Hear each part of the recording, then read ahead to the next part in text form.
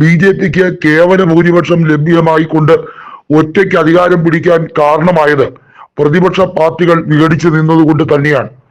പ്രതിപക്ഷ ഐക്യം ശക്തമായത് എന്നാണോ അന്നു മുതൽ BJP വിറയ്ക്കാൻ തുടങ്ങി.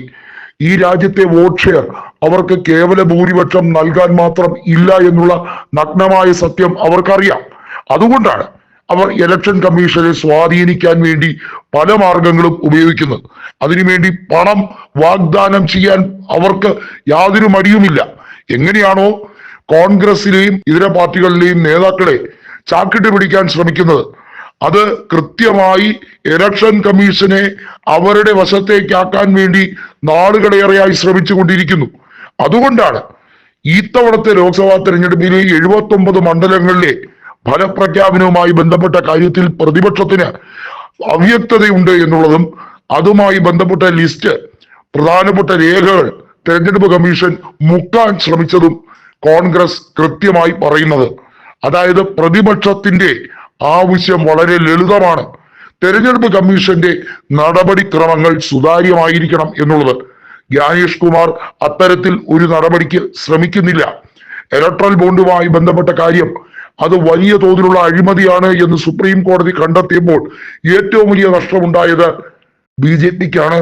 അത് മാത്രമല്ല, നിഴൽ കമ്പനികളിലേക്ക് വിദേശ നിക്ഷേപം നടത്താൻ സെബി ചെയർപേഴ്സൺ ആയിരുന്ന മാധവി പുരി ശ്രമിച്ചതും അവിടെ സ്റ്റോക്ക് എക്സ്ചേഞ്ചുമായി ബന്ധപ്പെട്ട കാര്യങ്ങളിൽ ഓഹരി വിപണിയിൽ ആസൂത്രിതമായിട്ടുള്ള ഗൂഢ നീക്കങ്ങൾ, കൃത്രിമമായ ഇൻഫ്ലേഷൻ ഉൾപ്പെടെ നടത്താൻ BJP നടത്തുന്ന ചില നീക്കങ്ങളെ കുറിച്ചും വ്യക്തമാണ്.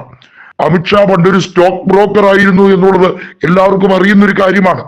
അദ്ദേഹം കൃത്യമായി ഇത്തവണ ലോക്സഭാ തെരഞ്ഞെടുപ്പിന്റെ ഫലപ്രഖ്യാപനത്തിന് മുന്നോടിയായി പറഞ്ഞത്, നിങ്ങൾ ഓഹരികൾ വാങ്ങിച്ചു വെക്കൂ, ഇലക്ഷൻ റിസൾട്ട് വരുമ്പോൾ സെൻസസ് ഉയരും എന്ന രീതിയിലേക്ക് ഒരു പ്രചരണം അഴിച്ചുവിട്ടിരുന്നു. അദ്ദേഹത്തിന് ഇപ്പോഴും കൃത്യമായും ഓഹരി നിക്ഷേപ വിപണിയിലേക്കുള്ള വലിയ തോതിലുള്ള കണ്ണുണ്ട്.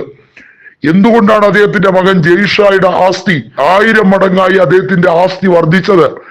35,000 കോടിയിലധികം ആസ്തി എങ്ങനെ നേടിയെടുത്തു? ഇപ്പോൾ കേന്ദ്ര സർക്കാർ കൃത്യമായി പറയുന്ന ഒരു കണക്കുണ്ട്.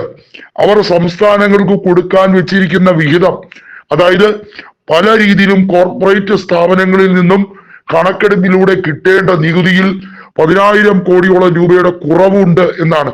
ഏറ്റവും ദുർഘടം പിടിച്ച അവസ്ഥയിലൂടെയാണ് രാജ്യം കടന്നുപോയിക്കൊണ്ടിരിക്കുന്നതെന്ന് വളരെ വ്യക്തം.